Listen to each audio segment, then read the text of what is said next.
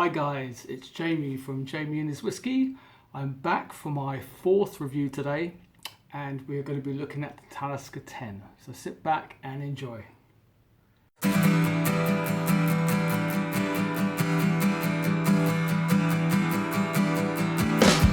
Okay, right, the Talisker 10. Here we go. This is from the Isle of Skye. It's the core expression from Talisker. It's an extremely iconic whiskey and it's quite a famous one and very distinctive. It's bottled at a respectable 45.8% volume. However, I do believe it's coloured and it's chill filtered. However, saying that, I like this whiskey quite a lot. As I said, it's from the Isle of Skye, which has a kind of a special place in my heart. I've never been there. I've been close to there before when I went up to Scotland many years ago. I was on the Isle of Mull and then I went a bit further north. But my great grandparents on my mum's side of my family are from there. So it's always a place that I kind of think of fondly, even though I've never been there in my life. But one day I really want to go, and one day I would love to visit this distillery as well. Also, I have another story relating to Talisker in a way. It's one of the first whiskies I tried actually when I got into whiskey a few years back. Now, the first one I tried wasn't the 10-year-old. It was the Talisker Skye, which is their entry-level Talisker. It's kind of on the lighter side, more easily accessible to the beginner. Now, how I got into it was sort of by accident. I was actually out looking for a Christmas present for my dad, who's into whiskey, and his favourite whiskey is the Laphroaig 10. And I can't blame him because that's an amazing whiskey, absolutely amazing. But at the time, again, I didn't know much about whiskey, and I was in the shop and I was looking for the Laphroaig 10, and then I'd heard about Talisker and I saw this Talisker on the shelf, and I thought, well, you know what? I'll get my dad something different. He might like that. And unbeknownst to me, I got the wrong one. I got the Talisker Skye, which for someone who likes a Laphroaig, the Talisker Skye might be a little bit on the light side. I didn't know this at the time. I was a beginner. So I bought it, took it home. Then I thought, I know what, I'll look into this and just double check that I might have got something that my dad would like. And then I saw that it was kind of like the lighter, more friendly version of Talisker, and it wasn't quite as heavily peated and whatnot and blah, blah, blah, blah, blah. And I then thought, oh God, okay, fine. I've probably got my dad something he might not like as much. So I went out and bought my dad a Laphroaig in the end anyway. I thought, why not? Let's do it. So I got him that, but it meant I was left with a bottle of whiskey. And I thought, right, why not? Why not keep it for me?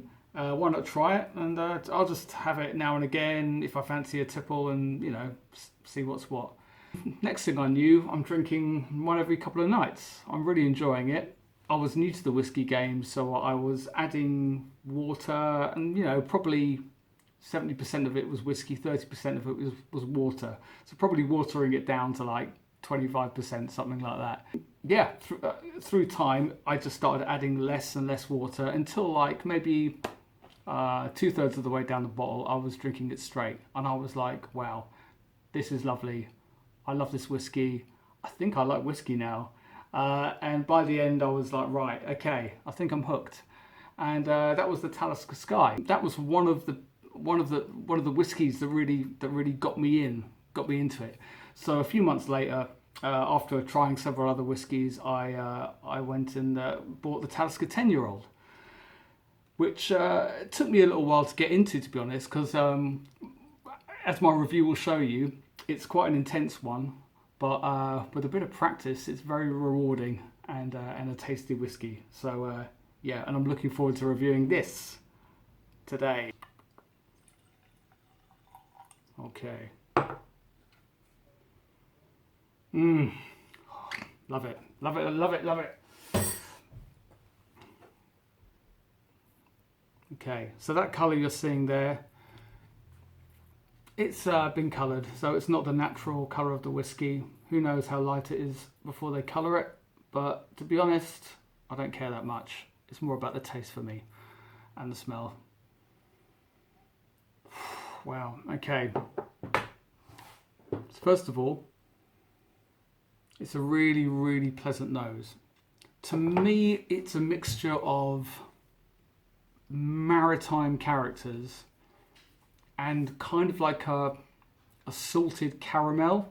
That's how I kind of interpret the flavors to it. It's a very, very maritime whiskey. If you want a whiskey that is coastal and reminds you of the sea and the sea air and the salty sea air, this is one of the whiskies I would try. So you get this sweet, smoky, salty nose. Seaweed as well as in there. And a kind of, I don't want to say the word because it will put people off, but I was going to use the word fish, but let's say maybe like a smoked kipper smell, but it's in the background. It's not like in your face. This is more salt, seaweed, bonfire, and a lovely, lovely sweetness to it as well. Yeah, delicious. Okay, let's try some.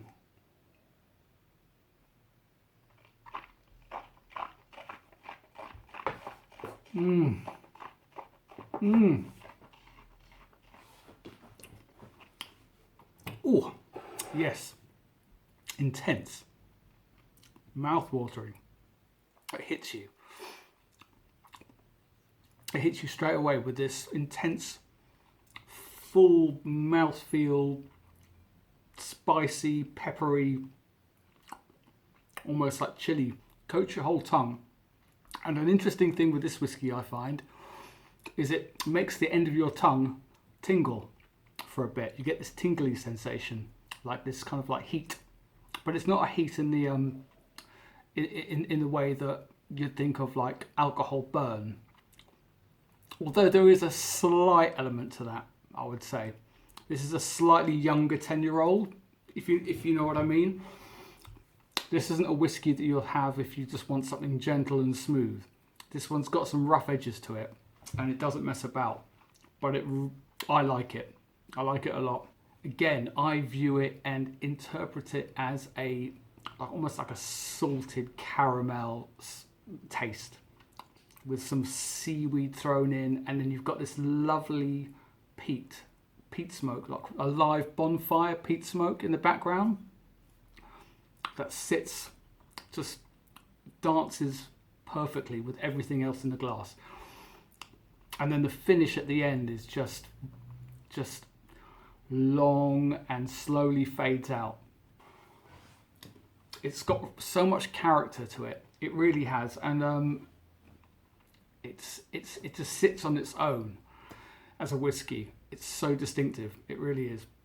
Okay, so let's try it with a bit of water. I'm going to water it down a little bit. I'm not going to drown it, but just to see if I can take some of the rough edges off and open it up slightly. Okay, so we've got, that's probably a bit more water than I'd normally put in, but I don't think it's enough to drown the whiskey either.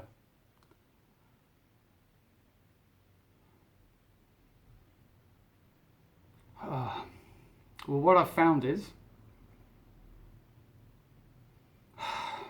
it's tapered down the nose slightly, but it hasn't subdued the salty air that's still very there. That sort of salty, slightly medicinal note. I think if I had to choose, I think I prefer it without the water. I think it's, personally for me, it's more balanced without the water. Yeah, that nose has become quite almost like a rubbery kind of smoke. Oh, yeah. The water has made it more aggressive for me personally. Now, that was with quite a small amount of water. If I keep adding water, then I'm pretty sure that will tone everything down to the point where it becomes friendly again. For me personally, it works better. I think it's more well balanced. You have that perfect interplay between the sweet and the salt, and the smoky bonfire peat. It really, really is a lovely whiskey. Again, it's quite young, so it's a young, bold, intense whiskey. I would not recommend this to a beginner. Like I said at the beginning of the video, I would recommend the Talisker Sky if they wanted to get into that Talisker world. Talisker do other expressions as well. They do a Talisker Storm, a Talisker Dark Storm, and oh god, there's others. And of course there's the Talisker 18, the 25, I think. I can't wait to try the 18. That might have to be on my list because I've never had it, and I can't wait to see what another 8 years does for this whiskey. But if you're not a beginner and you're looking to get into the world of like more peated whiskies with a bit more of that coastal aggressive character, if you're maybe just someone who's been, you know, trying the more Speyside type Highland, slightly more friendly, heathery, honey type, fruity, floral whiskies, and you want to delve into that world, then give Talisker a go. You might absolutely love it. You might not. You know, we've all got different opinions on what we like and what we don't, and you can't go too far wrong if you want to be spanked about a bit and go on a journey. Because going on a journey with this has been extremely fun for me, and I can't wait to try more Talisker expressions. Watch your space, because at some point later in the year I will definitely be trying more Taliskers and let you know what I think of those too. In the meantime, guys, take care. Next week I will be reviewing the last in the Coastal Malts collection. It's the Kalila 12-year-old. Yeah, it's a peated one. So I hope it's not too hot next week, because I'm not sure I'll be in the mood for a peated Scotch. When I say peated, it's like twice as much as this. But we'll see what happens, eh? You know, you've got to do what you can. Before I go, just the reminder, please like, share, subscribe. Mention this to any mates of yours that like whiskey, who would like some honest, fun reviews. Yeah, cool. Take care, guys. Thank you.